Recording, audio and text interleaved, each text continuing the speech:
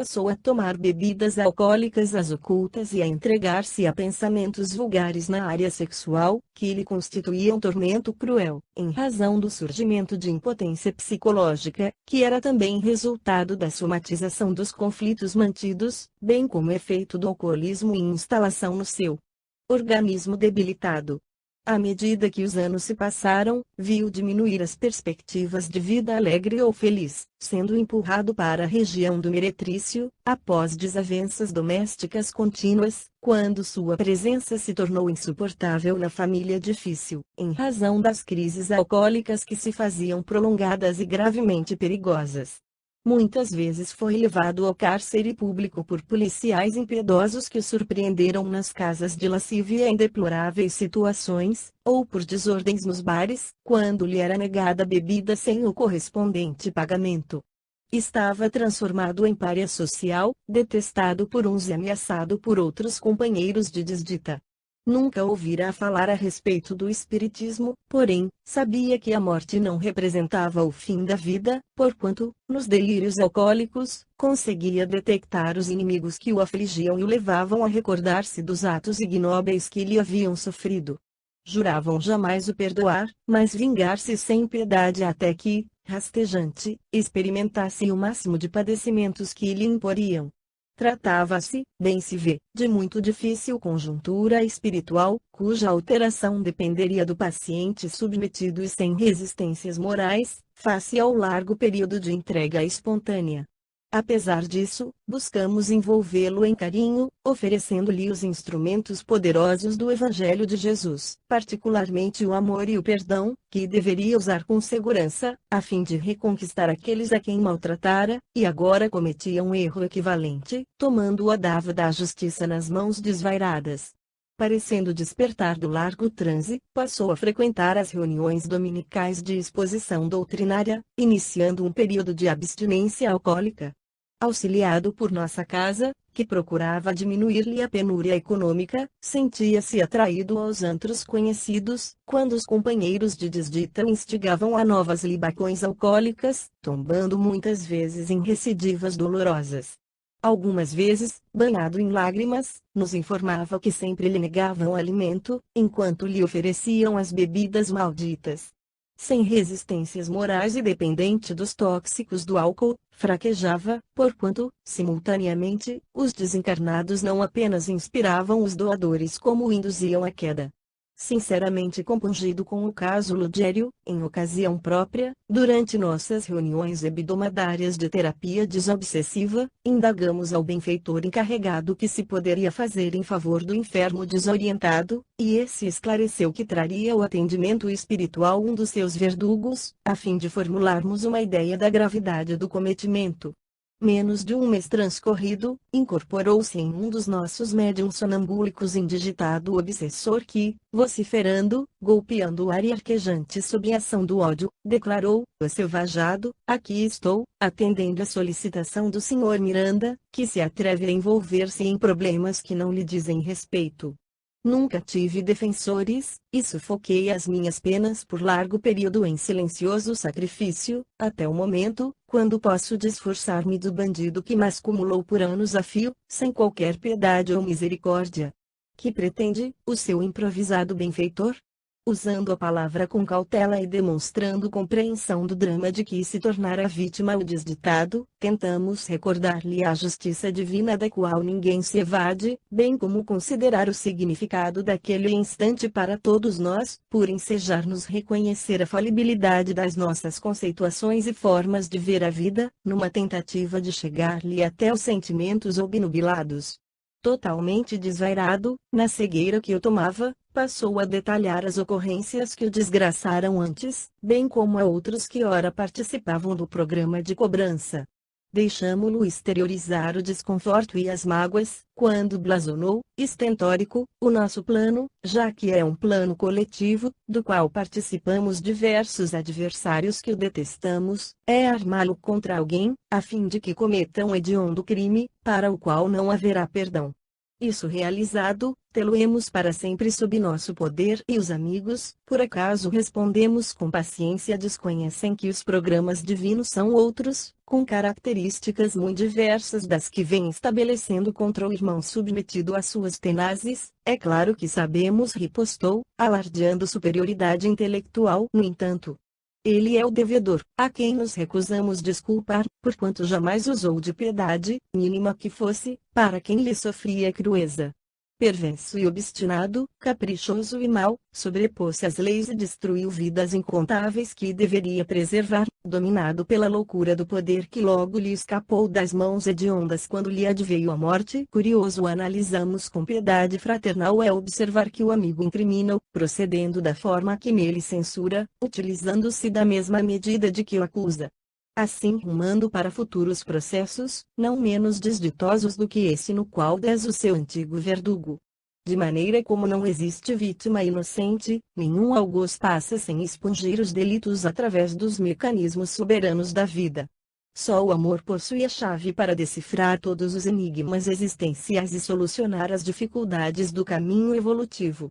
Assim, rogamos-lhe, e aos demais companheiros, que lhe seja concedida uma chance pelo menos, para reabilitar-se pelo bem que possa oferecer àqueles aos quais prejudicou, especialmente os incluindo por haverem sido os ofendidos. Nunca, interrompeu-nos, com rispidez. Ele nos pagará, e isso acontecerá sem demora.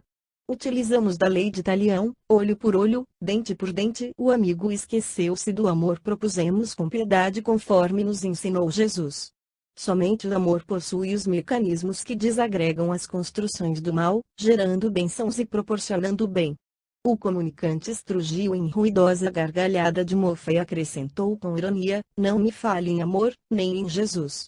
Também se dizia cristão, o covarde, e após os crimes tenebrosos que praticava contra aqueles que lhe caíam no desagrado, corria ao culto religioso a que se filiava, e rogava perdão do seu confessor, que o atendia, igualmente infame, enquanto suas vítimas eram dilaceradas pelo relho, trucidadas por métodos incomuns de perversidade.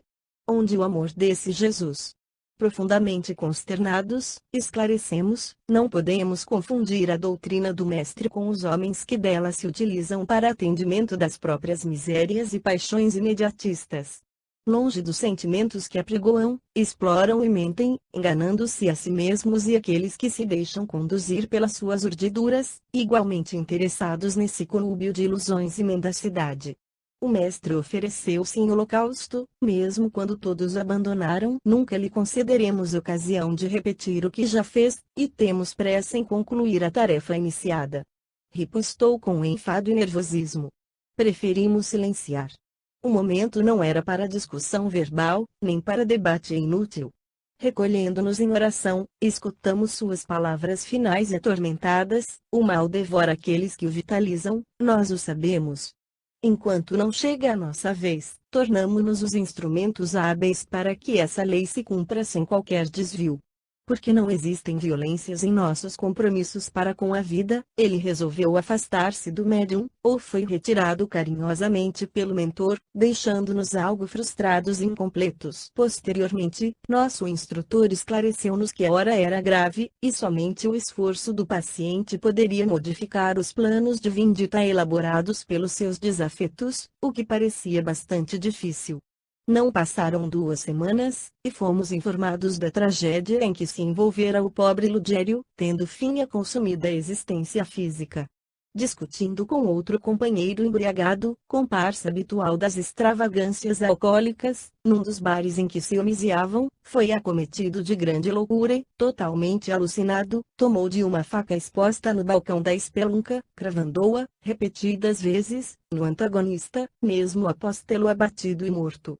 A cena de sangue, odienta e ultrajante, provocou a ira dos passantes e comensais do repelente recinto, o que, inspirados pelos perversos e indigitados espíritos vampirizadores, se atiraram contra o alcoólatra, linchando-o sem qualquer sentimento de humanidade, antes que a polícia que frequentava o local pudesse ou quisesse interferir.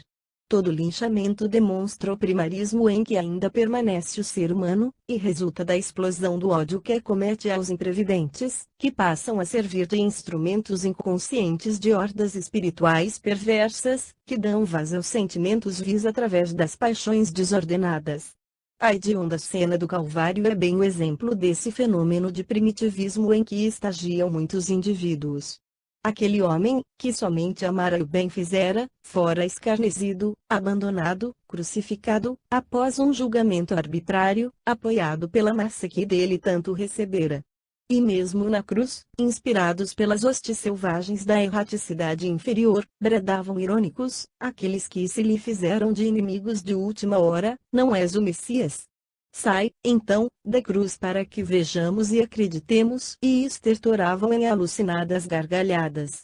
Os jornais fizeram estardalhaço sobre o inditoso acontecimento, que nós outros que o conhecíamos, muito nos compungiu, deixando-nos material espiritual para demoradas reflexões e interrogações que somente após a morte nos foi possível compreender.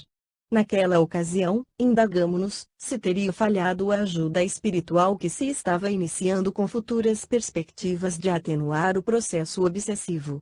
Porque os desafetos conseguiram atingir as metas estabelecidas? Por qual razão não nos foi possível aprofundar terapias mais eficientes em favor dos desencarnados, quando da comunicação psicofônica de um deles?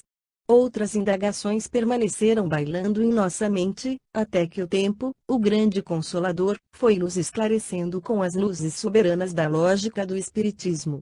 Após a morte física, ainda interessado no caso Lugério, tentamos encontrá-lo, sem o conseguir. Soubemos, por fim, que aquele, que lhe fora vítima do homicídio infame, era um dos comparsas anteriores, que se desaviara quando da partilha de terras que haviam sido espoliadas de camponeses humildes que lhe sofriam a dominação arbitrária, tornando-se-lhe igualmente adversário. Desde então, unidos pelos crimes, uma ponte de animosidade fora distendida entre eles. Como os adversários espirituais se vinculavam a ambos, encontraram campo vibratório propício para o assassinato de cunho espiritual. Ante esse fato doloroso, em outras circunstâncias, sempre me perguntava, como as leis terrenas julgariam os criminosos que houvessem sido vítimas dos seus inimigos desencarnados. Puniriam ao homicida visível que, por sua vez, se tornara vítima de outros indigitados criminosos? E como alcançar aqueles que se encontram além das sombras terrenas em paisagens imortais excruciantes e permanecem odientos, se escasseiam recursos próprios para análise e penetração nessas regiões? Eram essas interrogações que nos ficaram e permanecem interessando-nos por conquistar as respostas, em razão da frequente repetição de delitos dessa ordem e crimes outros sob a inspiração de seres espirituais desencarnados. Igualmente, podemos considerar aqueles suicídios, nos quais a insidiosa presença e indução de algozes desencarnados responde pelo ato tormentoso, que diariamente arrebata em todo o mundo grande parcela da sociedade. Agora, certamente, teríamos oportunidade de conseguir respostas com os admiráveis estudiosos do assunto, quando pudéssemos conhecer mais detalhes a respeito de alguns irmãos delinquentes dentre os internados no sanatório espiritual. E porque a noite avançasse incessante e generosa, busquei, eu próprio, o repouso, aguardando as bênçãos do amanhecer. 4 novos descortinos.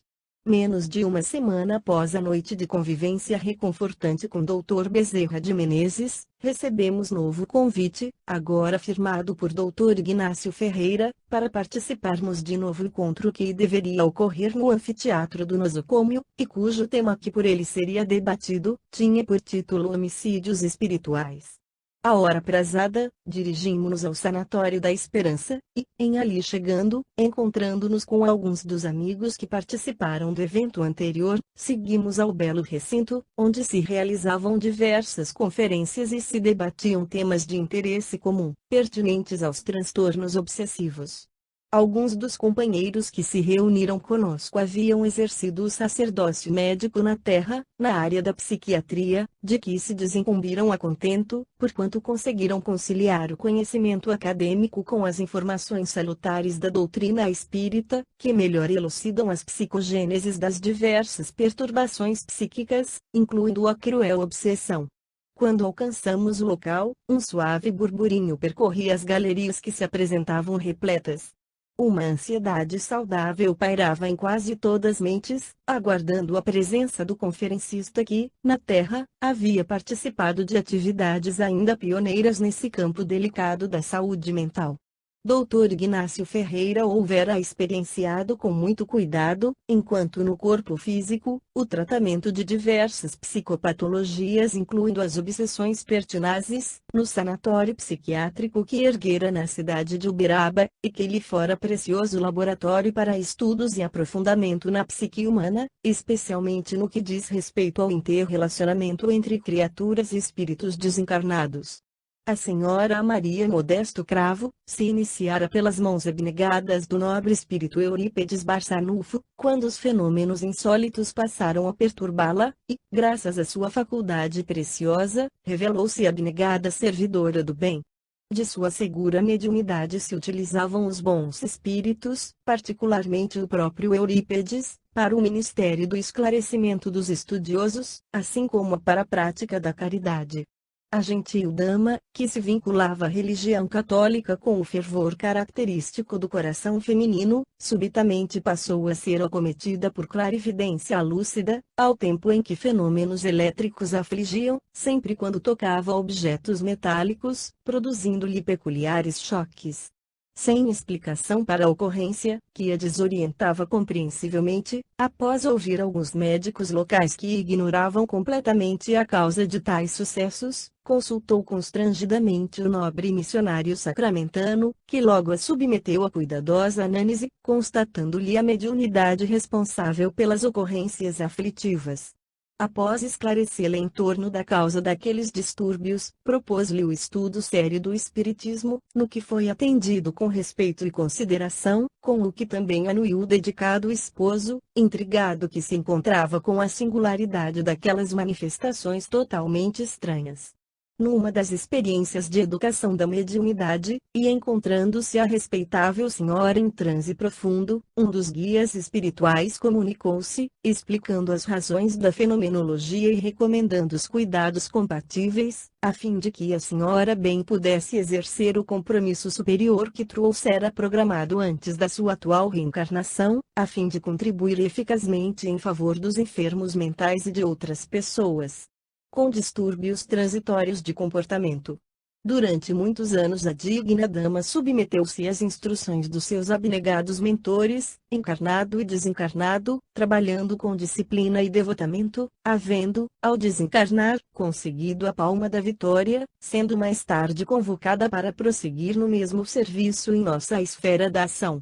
No momento reservado para o início da conferência, adentraram-se no auditório, além do conferencista, o respeitável Eurípedes e D. Maria Modesto.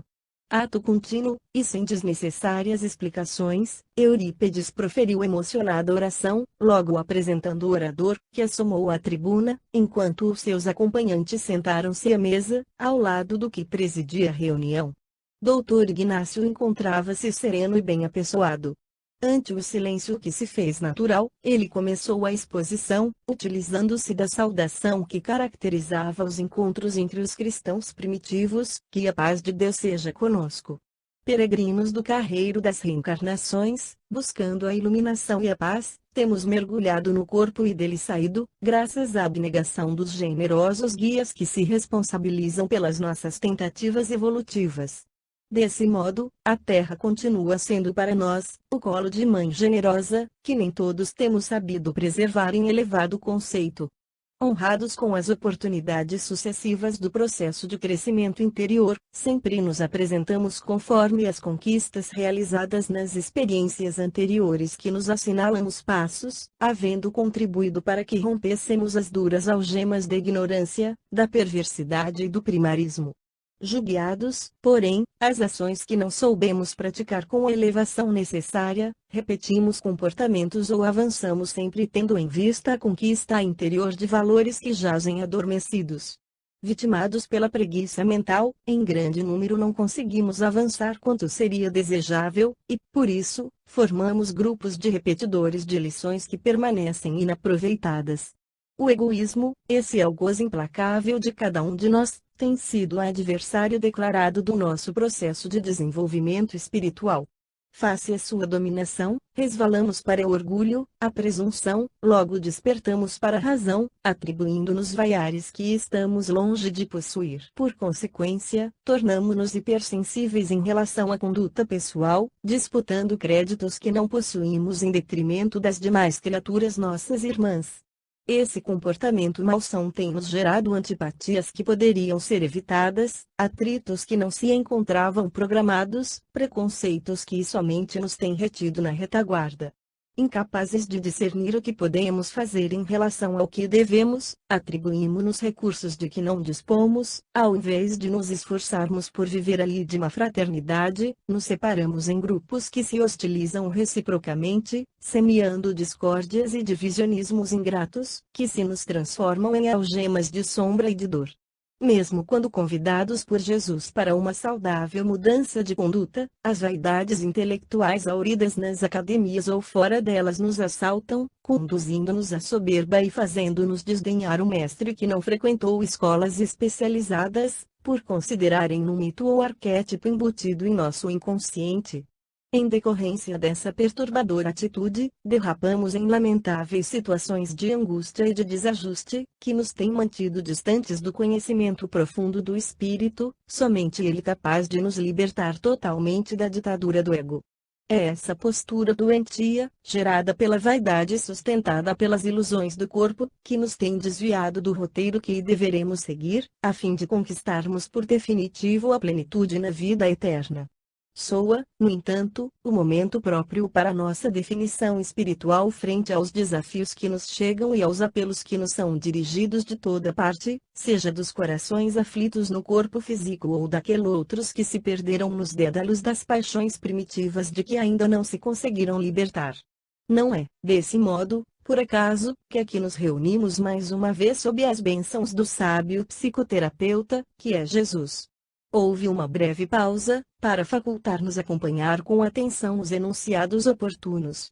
Suave brisa perpassava pelo amplo anfiteatro.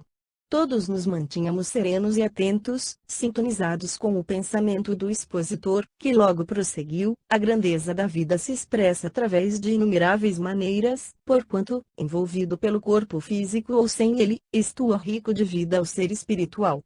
Enquanto mergulhado no denso véu da carne, entorpece-lhe parte do discernimento e a visão global se lhe torna limitada.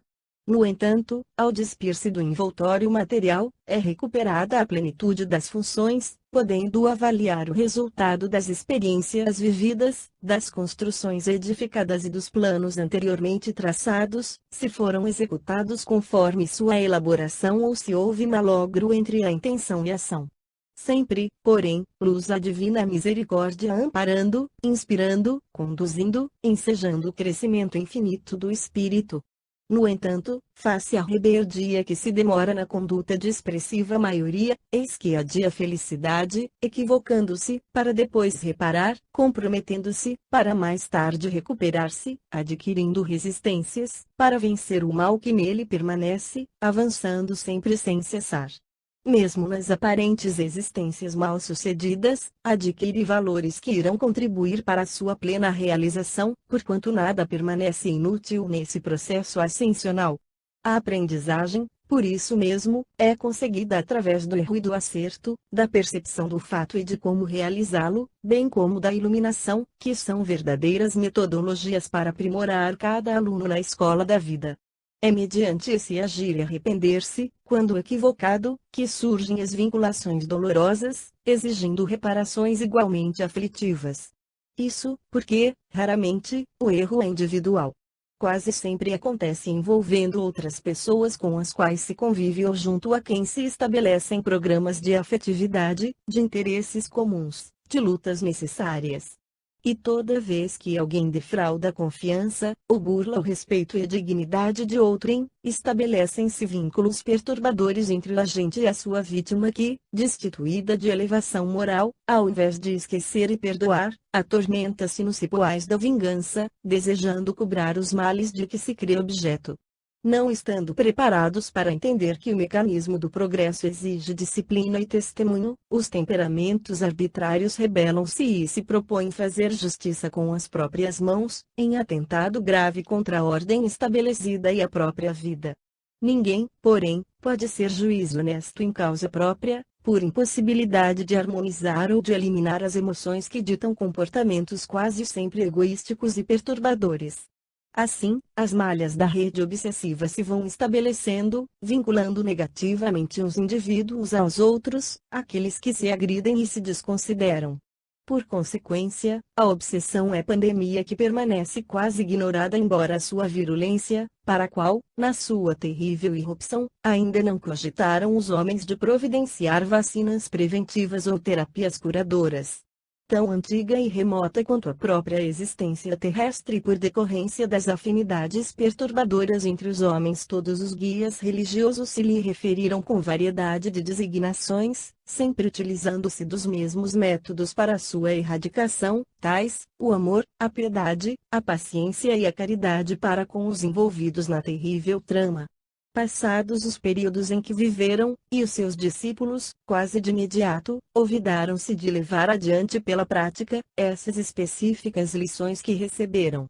Face a tendência para o envolvimento emocional com o mitológico, não poucas vezes tem confundido a revelação do fenômeno mediúnico com ideias de arquétipos que jazem semi-adormecidos no inconsciente, e que passam a ocupar as paisagens mentais, sem os correspondentes critérios de compreensão, para investir esforços na sua equação, desse modo transferindo-os para a galeria do fantástico e do sobrenatural.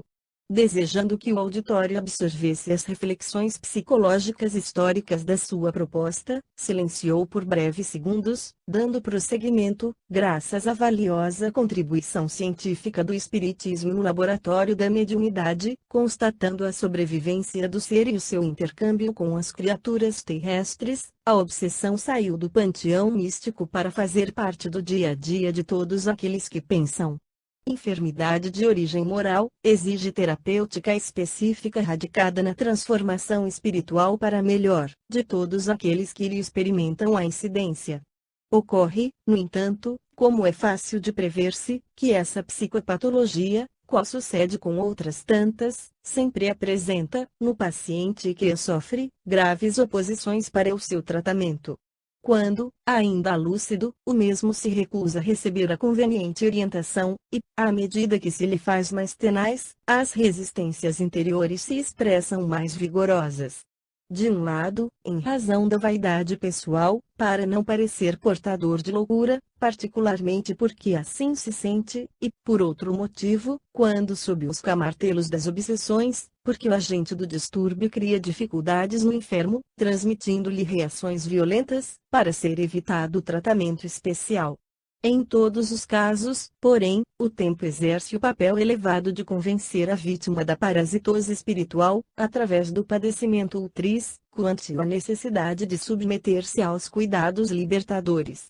Iniciando-se de forma sutil e perversa, a obsessão, salvados os casos de agressão violenta, instala-se nos painéis mentais através dos delicados tecidos energéticos do perispírito até alcançar as estruturas neurais, perturbando as sinapses e a harmonia do conjunto encefálico. Ato contínuo, o quimismo neuronial se desarmoniza, face à produção desequilibrada de enzimas que irão sobrecarregar o sistema nervoso central, dando lugar aos distúrbios da razão e do sentimento. Noutras vezes, a incidência da energia mental do obsessor sobre o paciente invigilante irá alcançar, mediante o sistema nervoso central, alguns órgãos físicos que sofrerão desajustes e perturbações, registrando distonias correspondentes e comportamentos alterados. Quando se trata de espíritos inexperientes, perseguidores desestruturados, a ação magnética se dá automaticamente, em razão da afinidade existente entre o encarnado e o desencarnado, gerando descompensações mentais e emocionais. Todavia, à medida que o espírito se adestra no comando da mente da sua vítima, percebe que existem métodos muito mais eficazes para uma ação profunda, passando, então, a executá-la cuidadosamente. Ainda, nesse caso, aprende com outros compares mais perversos e treinados no mecanismo obsessivo, as melhores técnicas de aflição, agindo conscientemente nas áreas perispirituais do desafeto, nas quais implanta delicadas células acionadas por controle remoto, que passam a funcionar como focos destruidores da arquitetura psíquica, irradiando e ampliando o campo vibratório nefasto, que atingirá outras regiões do encéfalo, prolongando-se pela rede linfática a todo o organismo, que passa a sofrer danos nas áreas afetadas. Estabelecidas as fichações mentais, o hóspede desencarnado lentamente assume o comando das funções psíquicas do seu hospedeiro, passando a manipulá-lo a bel prazer. Isso, porém, ocorre, em razão da aceitação parasitária que experimenta o enfermo, que poderia mudar de comportamento para melhor, dessa forma conseguindo anular ou destruir as induções negativas de que se torna vítima. No entanto, afeiçoado à acomodação mental, aos hábitos irregulares, compraz-se no desequilíbrio, perdendo o comando e a direção de si mesmo. Enquanto se vai estabelecendo contato entre o assaltante desencarnado e o assaltado, não faltam a este último inspiração para o bem, indução para mudança de conduta moral, inspiração para a felicidade.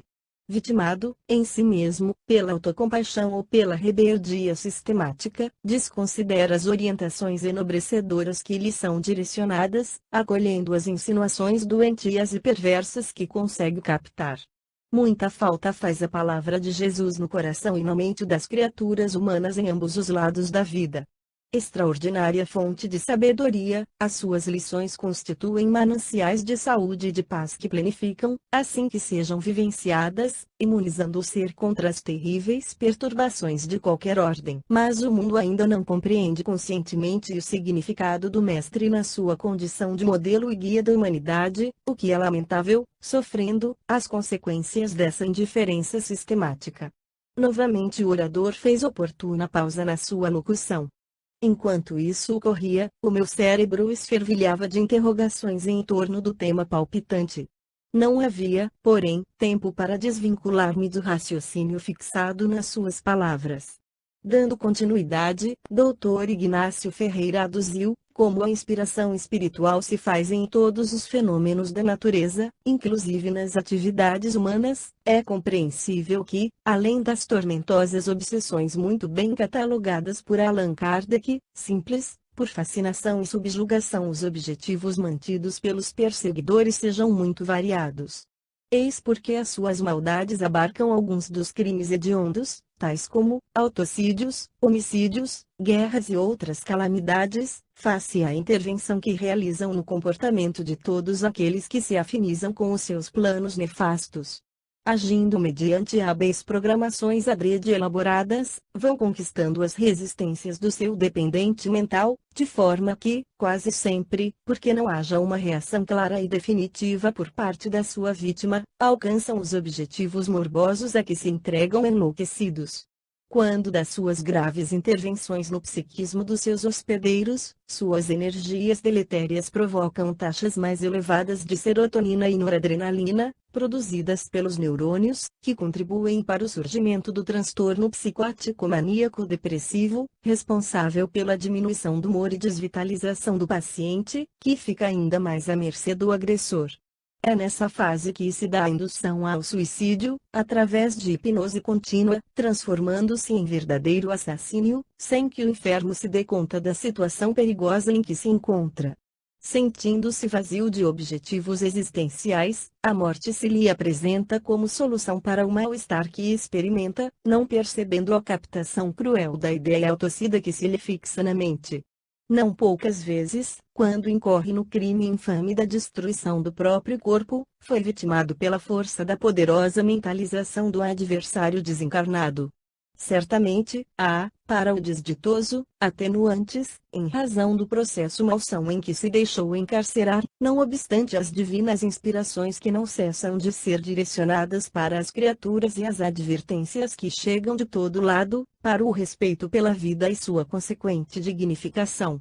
O mesmo fenômeno ocorre quando se trata de determinados homicídios, que são planejados no mundo espiritual, nos quais os algozes se utilizam de enfermos por obsessão, armando-lhes as mãos para a consumação dos nefastos crimes. Realizam o trabalho a longo prazo, interferindo na conduta mental e moral do obsesso, a ponto de interromperem-lhe os fluxos do raciocínio e da lógica, aturdindo-os e dominando-os. Tão perversos se apresentam alguns desses perseguidores infelizes quão desnaturados, que se utilizam da incapacidade de reação dos pacientes para os incorporar, podendo saciar sua sede de vingança contra aqueles que lhes estão ao alcance. Utilizando-se do recurso da invisibilidade material, covardemente descarregam a adaga do ódio nas vítimas inermes, tombando, mais tarde, na própria armadilha, porquanto não fugirão da justiça divina instalada na própria consciência e vibrando nas leis cósmicas, que sempre alcançam a todos. De maneira idêntica, desencadeiam guerras entre grupos, povos e nações, cujos dirigentes se encontram em sintonia com as suas terríveis programações, formando verdadeiras legiões que se engalfinham em lutas encarniçadas visando alcançar os objetivos infelizes a que se propõem. Passam desconhecidas essas causas, que os sociólogos, os políticos, os psicólogos, os religiosos não conseguem detectar, mas que estão vivas e atuantes nas paisagens terrestres, e a reencarnação se encarregará de corrigir sob a sublime direção de Jesus. Quedou-se o orador em rápida reflexão, enquanto nos dávamos conta da gravidade das obsessões geradoras de tumultos e desgraças coletivas, através daqueles que se lhes tornavam instrumentos dóceis ao comando, na condição de inimigos da humanidade. O tema apresentava-se muito mais profundo e grave do que podíamos imaginar, embora não ignorássemos, por dedução, que assim ocorria. Não havia tempo para mais amplas ponderações, porque o preclaro orador continuou com a palavra: na raiz de inumeráveis males que afetam a coletividade humana, encontramos o intercâmbio espiritual manifestando-se com segurança. As obsessões campeiam desordenadamente. Isto não implica em dar margem ao pensamento de que as criaturas terrestres se encontram à mercê das forças desagregadoras da erraticidade inferior. Em toda parte está presente a misericórdia de Deus convidando ao bem, ao amor, à alegria de viver. A opção ditosa, no entanto, de grande número de criaturas é diversa dessa oferta, o que facilita a assimilação das ideias tenebrosas que lhes são dirigidas. Assim mesmo, ante a preferência das terríveis alucinações, o amor paira soberano aguardando, e quando não é captado, a dor traz de volta o calceta, encaminhando-o para o reto proceder mediante o oportuno despertar. Todos esses criminosos espirituais, terminadas as batalhas em que se empenham, passam a experimentar incomum frustração por haverem perdido as metas que desapareceram e por darem-se conta dos tormentos íntimos em que naufragam, descobrindo-se sem objetivo nem razão de continuar a viver. E como não podem fugir da vida em que se encontram, são atraídos compulsoriamente às reencarnações dolorosas, experimentando os efeitos das hecatombes que ajudaram a ter lugar. Mergulham, então, na grande noite terrestre do abandono, da loucura, das anomalias, emparedados em enfermidades reparadoras, experimentando rudes expiações, que lhes serão abençoada oportunidade para reencontrar o caminho do futuro. O Mestre Jesus foi enfático, ao enunciar: "Vinde a mim todos vós que estáis cansados e eu vos aliviarei", complementando com segurança: "Em verdade vos digo que ninguém sairá dali, do abismo, enquanto não pagar até o último ceitil." Ele alivia todos aqueles que o buscam sob o pesado fardo das aflições, entretanto, é necessário que a dívida moral contraída contra a vida seja resgatada até o último centavo, quando então, o devedor se sentirá equilibrado para conviver com aquele que lhe padeceu a impiedade, sendo perdoado e reconciliando-se com a própria consciência e o seu próximo. Somente, portanto, através do perdão e da reconciliação, da reparação e da edificação do bem incessante, é que o flagelo das obsessões desaparecerá da terra de hoje e de amanhã, pelo que todos nós devemos empenhar desde este momento. Demonstrando emoção bem controlada, concluiu: "O amor é o bem eterno que sobrepaira em todas as situações, mesmo nas mais calamitosas, apontando rumos e abrindo espaços para a realização da felicidade total." Vivê-lo em clima de abundância, é o dever a que nos devemos propor, inundando-nos com a sua sublime energia que dimana de Deus. Que esse amor, procedente de nosso Pai, nos permeie todos os pensamentos, palavras e ações, são os votos que formulamos ao terminarmos a rápida análise em torno desse tema palpitante. Logo foi concluída, com simplicidade e profundeza a exposição, o venerável Eurípedes assomou à tribuna e dirigiu palavras estimuladoras aos presentes, encerrando a reunião com sentida prece, que a todos nos reconfortou. Porque diversos ouvintes se houvessem acercado do Dr. Ignácio Ferreira, fizemos o mesmo, endereçando-lhe algumas rápidas questões, que foram respondidas com bonomia e gentileza. Interessado em aprofundar estudos em torno do tema exposto e outros que haviam conduzido pacientes desencarnados à internação no nosocômio espiritual, indaguei ao gentil diretor se me permitiria realizar um estágio naquele reduto de amor e de recuperação mental e emocional, a fim de ampliar estudos e conhecimentos que me facultassem maior crescimento íntimo.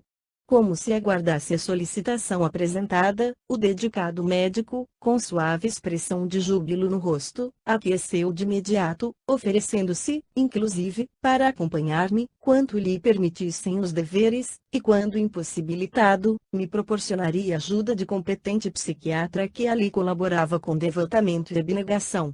Sem titubear, aceitamos a gentileza e despedimos-nos. Logo alguns dos amigos se preparavam para sair, rumando com eles aos deveres a que nos vinculamos. A noite, salpicada de estrelas e banhada de luar, era um convite a reflexões profundas sobre o amor de nosso Pai, sempre misericordioso e sábio.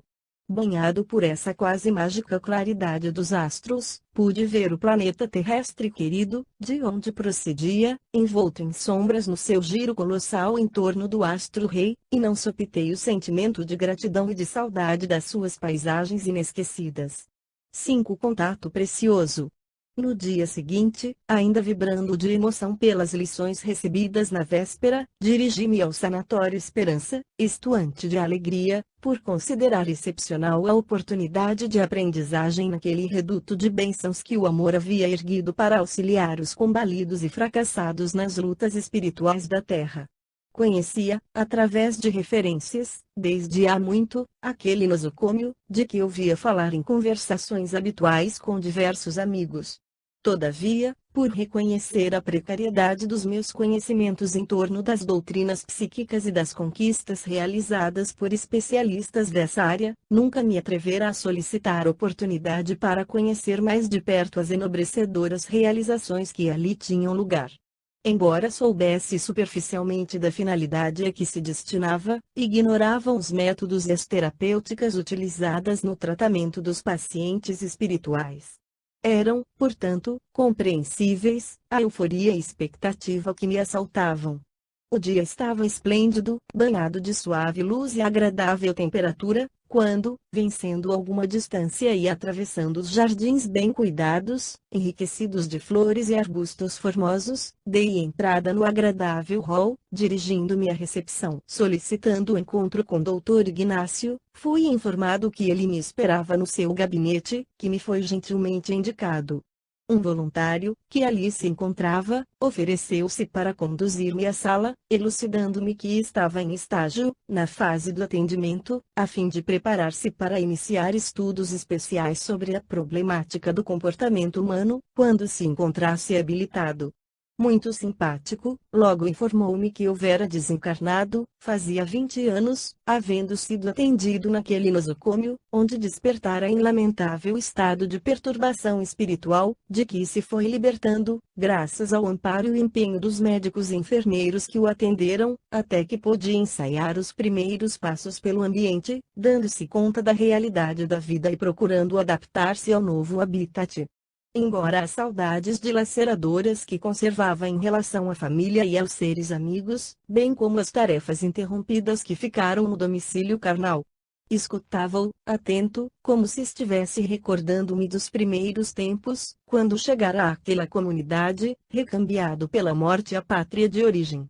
Gentil e jovial, elucidou-me que houvera sido vítima de si mesmo, porquanto, portador de mediunidade psicofônica, tivera ensejo de travar contato com a doutrina codificada por Allan Kardec, porém, por negligência e perturbação, nunca se interessara em aprofundar estudos e educar o comportamento que, embora não fosse vulgar, igualmente não se fazia portador de títulos de enobrecimento.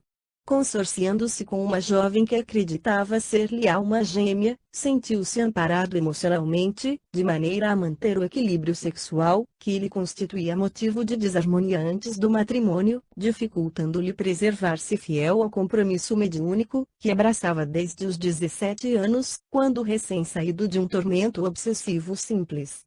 Nesse ínterim, chegamos à antessala do diretor daquela área, específica para os obsidiados desencarnados, fazendo-nos anunciar, e aguardando o convite para sermos recebidos. Como o infatigável dirigente se encontrasse em reunião, acomodamo-nos, e o novo amigo prosseguiu, após haver passado por diferentes terapias de adaptação, estou agora sendo utilizado na recepção para acompanhamento de visitantes, preparando-me para futuros cometimentos. Sinceramente sensibilizado pela sua gentileza, apresentei-me com breves considerações, e continuamos agradável conversação. Chamo-me Almério, informou-me com um sorriso afável, e fui uma vítima mais da própria leviandade, no trato com os tesouros da vida espiritual, razão por que fui recolhido a este hospital. Recordo-me que, desde criança, vez por outra, era acometido de clarividências, detectando seres infantis, que se me acercavam em festa, convivendo com os mesmos por alguns minutos. Outras vezes, defrontava monstros pavorosos que me ameaçavam, levando-me ao desespero e a desmaios, dos quais acordava banhado por álgido suor. O carinho vigilante de minha mãe sempre me socorria, defendendo-me desses fantasmas terrificantes. Por algum breve período tive a impressão de que amainara a ocorrência, para, a partir dos 14 anos, distúrbios nervosos tomarem-me com certa periodicidade, fazendo-me tremer e quase convulsionar. Fui levado ao médico que, após exames superficiais, atribuiu tratar-se de epilepsia, havendo-me receitado medicamentos que mais me atordoavam, e que, de alguma forma, diminuíam aquele desagradável tormento. Tomando conhecimento do que sucedia comigo, uma vizinha nossa sugeriu aos meus pais que me encaminhassem a um centro espírita, por acreditar que se tratava de um distúrbio no campo mediúnico, portanto, de uma obsessão que estivesse em processo de instalação.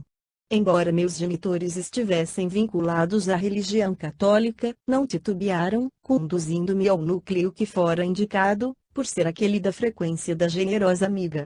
Almério fez uma pausa, como se estivesse recapitulando páginas importantes do livro da sua existência mais recente, após o que, tranquilamente continuou, a primeira visita foi inesquecível, porque, atendido carinhosamente pela diretora da casa, enquanto conversávamos fui acometido da crise, facilitando-lhe o diagnóstico espiritual. Conhecedora dos tormentos da obsessão, Clarice usou de palavras bondosas para com o perturbador, enquanto me aplicava a bioenergia através de passes vigorosos em clima de oração. De imediato, retornei ao estado de paz, de modo que a entrevista foi encerrada, após ser-me oferecida a terapia para o equilíbrio da saúde, que consistia em fazer parte de um grupo juvenil de estudos espíritas, a fim de que me pudesse iniciar no conhecimento da doutrina, após o que, e somente então, me seria permitido participar das atividades mediúnicas. Na minha condição juvenil, felizmente, não tivera tempo para derrapar nas viciações que estão ao alcance da mocidade. Não obstante, cometera os equívocos pertinentes à condição de jovem, por fazerem parte do cardápio comportamental destes tumultuados dias da humanidade. A mediunidade, em razão da frequência à instituição espírita, talvez, pelo clima psíquico ali existente, irrompeu com melhor definição, assegurando-me tratar-se de um compromisso sério, que deveria abraçar, mas, para o qual seria necessário abandonar a mesa farta dos prazeres, que se encontrava diante de mim, convidativa, e que eu não estava disposto a fazê-lo.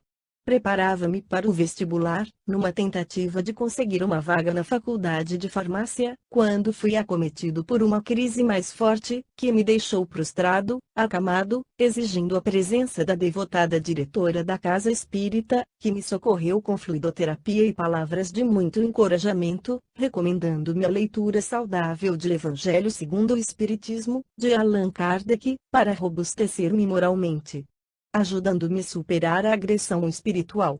A entidade, que insistia em me afligir, estava me vinculada por fortes laços do passado próximo, quando fora molestada pela minha irresponsabilidade não se encontrava interessada em liberar-me com facilidade da sua sujeição.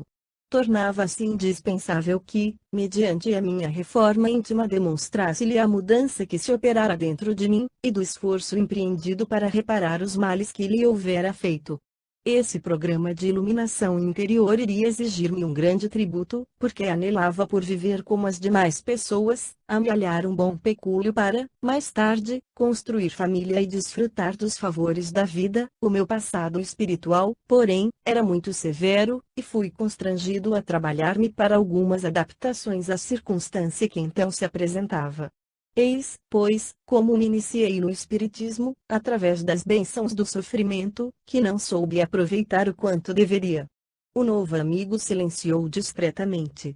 Passados alguns segundos de reflexão, parecendo aturdido, referiu-se: rogo-lhe desculpas por haver-me disparado neste relato autobiográfico, sem dar-lhe oportunidade de uma conversação mais simpática, egoisticamente pensando no meu próprio caso. Como vê, estou aprendendo a disciplinar-me, sem conseguir silenciar os anseios do ego doentio, cumulando de comentários desinteressantes. Interrompi-o, com delicadeza, explicando-lhe que sua narração me proporcionava imensa alegria, ademais da sua amizade, simples e desinteressada, que me havia recebido com amabilidade e confiança. Constitui-me, disse-lhe, sinceramente um imenso prazer, iniciar os meus estudos neste nosocômio, aprendendo, desde o primeiro momento em que aqui me apresento, lições de inapreciado valor. Sou-lhe, portanto, muito reconhecido, e agradeceria que, enquanto esperamos o nosso dirigente, que continue com a sua agradável e proveitosa narração. Estimulado, e desculpando-se, Almério deu continuidade: graças ao apoio de pessoas abnegadas na casa espírita, dos meus pais e do meu guia espiritual, consegui adentrar-me na faculdade e iniciar o curso que desejava. Concomitantemente, continuei participando das atividades da juventude, porém, quase indiferente pelo estudo da doutrina e a sua incorporação interior na conduta diária. O ambiente tumultuado da faculdade, as minhas predisposições para comprometimentos na área sexual, facultaram-me compromissos perturbadores e vinculações com entidades enfermas que enxameiam nos antros de prostituição, nos motéis da moda, frequentados por semelhantes encarnados que ali dão vazão aos seus instintos primários e tendências pervertidas. Já participava das atividades mediúnicas, ao lado de pessoas enobrecidas e caridosas, sem que os seus exemplos repercutissem nos meus sentimentos exaltados pelo sexo em desvario e por falsa necessidade que lhe atribuía. Tornei-me, desse modo, portador de psicofonia atormentada, que o carinho dos dirigentes encarnados espirituais tentaram a todo o esforço equilibrar, mas as minhas inclinações infelizes dificultavam esse saudável empreendimento. Acredito que a generosa de Clarice percebia o meu conflito, porém, honrada e discreta, esperava que o meu discernimento e as orientações espirituais que me chegavam em abundância me despertassem para a realidade, que não podia ser postergada. Foi nesse ínterim que, orando fervorosamente, supliquei auxílio aos céus, prometendo-me alteração de conduta e vinculação mais segura com o compromisso aceito espontaneamente. E a minha oração foi ouvida, porquanto, nessa mesma semana, conheci Anete, que seria mais tarde a carinhosa esposa que me auxiliaria na educação das forças genésicas. O amigo deve saber quanto é importante a disciplina sexual na vivência mediúnica. Como as energias procriativas e vitais não devem ser desperdiçadas, mas canalizadas com propriedade e sabedoria. O seu uso indevido, além de produzir conexões viciosas com espíritos enfermos e vampirizadores, debilita os centros de captação psíquica, dificultando o correto exercício da faculdade. O casamento, portanto, constituiu-me verdadeira dádiva de Deus, que me impeliu a uma conduta melhor e intercâmbio enobrecido. As lutas prosseguiram com certa harmonia, até quando me diplomei e consorciei-me com a mulher amada. O nosso relacionamento foi muito equilibrado e, conhecedora dos meus compromissos, Aniette não teve qualquer dificuldade em acompanhar-me aos estudos espíritas e participar das reuniões doutrinárias, a princípio, e depois, das sessões práticas e de socorro espiritual aos desencarnados. Almério empalideceu subitamente, e percebi-lhe uma leve sudorese na teste. Preocupado, interroguei-lhe se estava sentindo-se mal, ao que respondeu: encontro-me bem, muito obrigado. É que me acerco dos momentos graves da narrativa, e sinto-me constrangido. Afinal, o amigo não me conhece, e eu o bombardeio com uma narrativa tão pessoal e íntima, que certamente o surpreende e o desagrada. Com certeza, é descortesia de minha parte o que lhe estou fazendo, quando deveria estar apresentando-lhe alguns dos admiráveis programas de nosso hospital santuário. Toquei-lhe o ombro afavelmente, animando-o a continuar, não porque estivesse picado pela curiosidade doentia, mas porque senti que lhe fazia bem acatar-se, tanto quanto me era útil para o aprendizado que iria iniciar. Narrei-lhe algumas das próprias experiências, de quando me encontrara no corpo físico, assim como dos estudos que relatei em algumas das obras psicografadas que havia enviado aos queridos viajantes terrestres, a fim de o tranquilizar, asseverando-lhe mesmo que houvera sido a providência que o destacara para acompanhar-me, ajudando-me a entender os sublimes mecanismos da evolução, das lutas de aprimoramento moral e das conquistas espirituais de todos nós. Por fim, expliquei-lhe que a demora em ser atendido pelo nosso abnegado Dr. Ferreira parecia proposital, ensejeando-nos aprofundamento da amizade recém-iniciada. O novo amigo sorriu, um pouco desconcertado, e anuiu, dando curso à sua muito oportuna exposição. Não obstante todo o empenho a que me entregava, esclareceu, com sinceridade, para a renovação interior e o desempenho das tarefas em andamento. 1 ano após o casamento passei a experimentar inexplicável impotência sexual, gerando-me graves conflitos e dificuldades em torno do relacionamento conjugal. Sentindo-me fracassado e sem esperanças, procurei ajuda médica, após uma grande relutância, fruto da ignorância e da conceituação machista, e o especialista nada detectou na minha constituição orgânica, que justificasse o problema, encaminhando-me a um sexólogo que, inadvertidamente, me recomendou extravagante terapia, perturbando-me além do que já me encontrava transtornado. Nesse período, o exercício mediúnico tornou-se-me penoso e angustiante, por dificuldades de concentração e de equilíbrio emocional. Foi quando resolvi pedir socorro ao mentor de nossa sociedade que, solícito, através da mediunidade sonambúlica de Eduardo, por quem se comunicava desde há muito tempo, aconselhou-me a reconquistar o equilíbrio mediante a confiança em Deus, explicando-me tratar-se de uma disfunção psicológica, em cuja raiz estava a influência perversa da minha adversária espiritual. Equipado com o esclarecimento oportuno, procurei reanimar-me, elucidando a esposa em torno da terapia em desdobramento, e pedindo-lhe a compreensão, que nunca me foi negada, já que sempre se conduziu como digno exemplo de companheira ideal e madura, embora contasse apenas 24 anos de idade.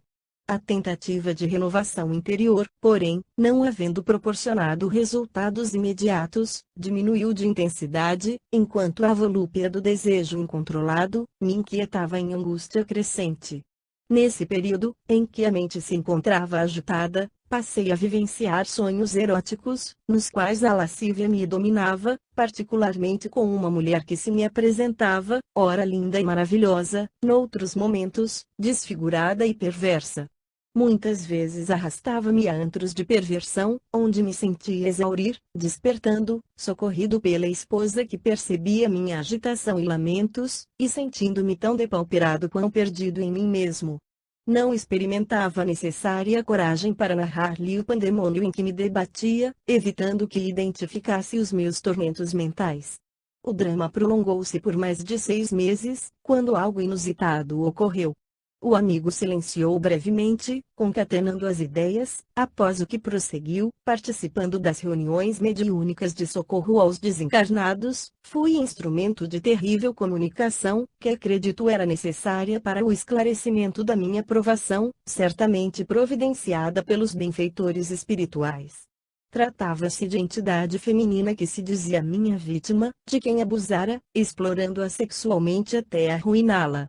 Pior do que isso, informava que eu era casado naquela ocasião, mas vivia clandestinamente com jovens seduzidas em orgias e alucinações. Não fora ela a primeira. No entanto, havia sofrido muito sob os impositivos das minhas perversões. 2 vezes, sucessivamente, concebera, e, sentindo-se feliz pelo fato, esperava receber apoio, que lhe neguei, sem qualquer compaixão, levando-o ao abortamento insensato. Na primeira ocasião do crime, ela pôde ceder sem maior relutância, por manter a ilusão de que eu possuísse algum sentimento de afetividade e prazer em conviver ao seu lado, mesmo que fugazmente. Todavia, na segunda concepção, recusando-se ceder à minha insistência, foi levada, quase à força, quando já se encontrava no 5º mês de gravidez, para o hediondo infanticídio, que se transformou numa tragédia de alto porte. A inabilidade do médico, na clínica sórdida onde recebia as clientes infelizes, ao extrair o feto, provocou uma hemorragia, não conseguindo deter o fluxo sanguíneo, e, embora transferida de emergência para o pronto-socorro da cidade, menos de 2 horas depois seguia pela morte o destino da filhinha covardemente assassinada.